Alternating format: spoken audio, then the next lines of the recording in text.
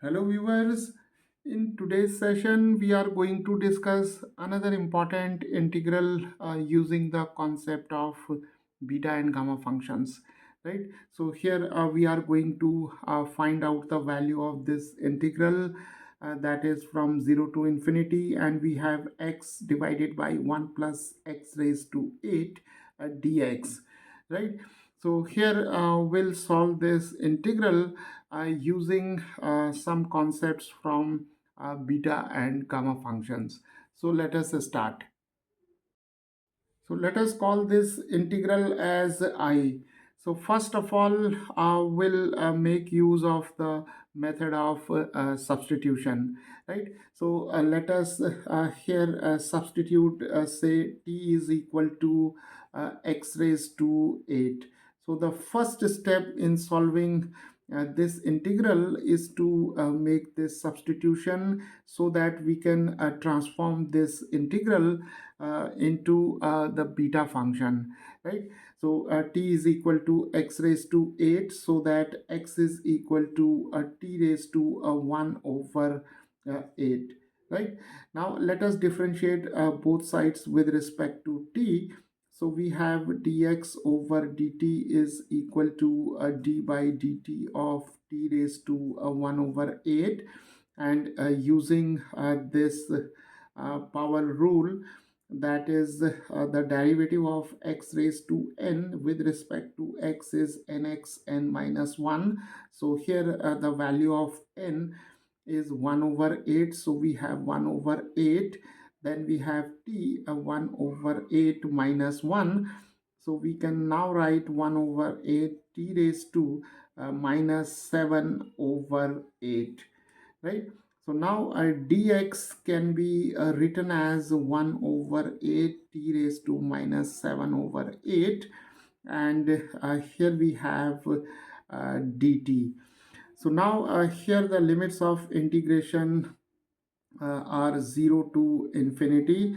So when x is equal to 0, that is the lower limit, then the value of t can be obtained by taking x is equal to 0 over here.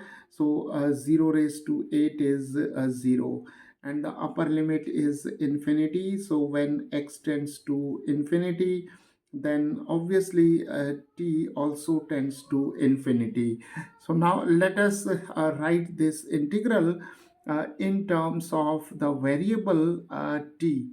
So we can now write 0 to infinity, and for x we can now write t raised to 1 over 8, and for dx we can now write 1 over 8 t raised to minus 7 over 8, and here we have dt, and in the denominator we have 1 plus x raised to 8. So we can now write simply 1 plus t. So now let us rearrange the terms. So we have I equal to 0 to infinity. We can take 1 over 8 outside the integral, and we have t raised to 1 over 8, and here we have t raised to minus 7 by 8. So we can add these two exponents. So we have here a minus 7 over 8, and here we have dt, and in the denominator we have 1 plus t raised to 1, right? Because we can write 1 plus t as 1 plus t raised to 1. So we can now have 1 over 8, 0 to infinity, and t raised to 1 minus 7 is here we can write 1 minus 7 over 8, taking 8 as LCM. So we have minus 6 over 8. So this is minus 3 over 4. So we can now write minus 3 over 4 and 1 plus t raised to 1, and here we have dt. So let us now convert this integral into the beta function. So now the beta function is defined like this, that is beta m comma n is given by the integral 0 to infinity and if we take the variable as t, then we have t raised to m minus 1 divided by 1 plus t raised to m plus n, right? So the beta function is defined like this. So if we compare this integral with this one, right, then here we have minus 3 over 4 and here we have m minus 1. So here our aim is to find out the values of m and n.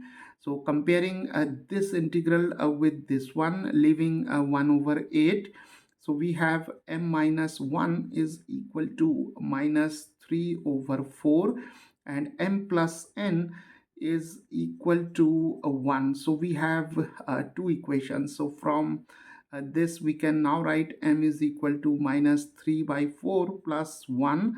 So m is minus 3 plus 4 over 4, that is 1 over 4.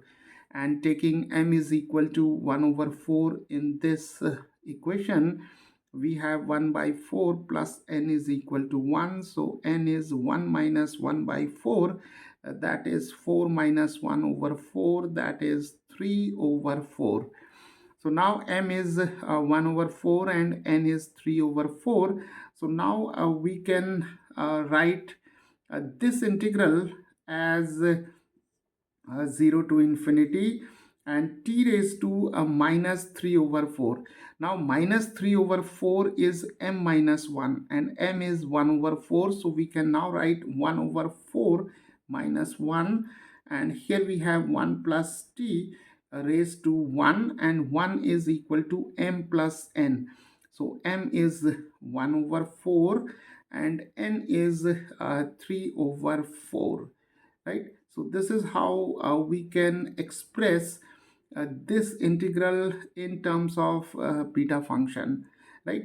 Okay, so now we have 1 over 8 and this integral is now equal to beta of 1 by 4 comma 3 by 4. M is 1 over 4 and n is 3 over 4. Now here to get the value of beta m comma n, we can utilize one important result which connects beta function and gamma function. So we have gamma of m, then we have gamma of n divided by gamma m plus n.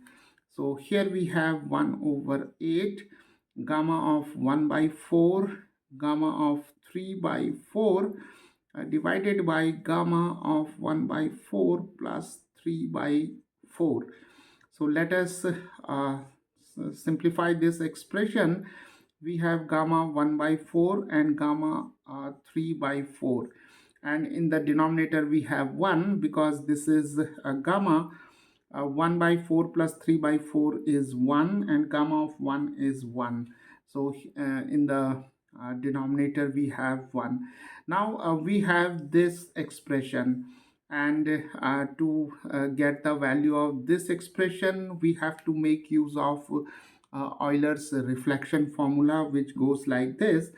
That is gamma n, gamma 1 minus n is given by pi divided by a sine of n pi, right? And if we take n is equal to 1 by 4 in this result, then we have gamma of 1 by 4, gamma of 1 minus 1 by 4, that is 3 by 4, is equal to pi divided by sine n pi. N is 1 by 4, so here we have pi over 4. So this is pi divided by sine 45 degrees is 1 over root 2, and we can take root 2 to the numerator. So we have pi times square root of 2. So substituting the value of this expression as pi times square root of 2, we have 1 over 8 times pi root 2. So this is pi root 2 over 8. So viewers, the value of this integral I is equal to pi times square root of 2 divided by 8.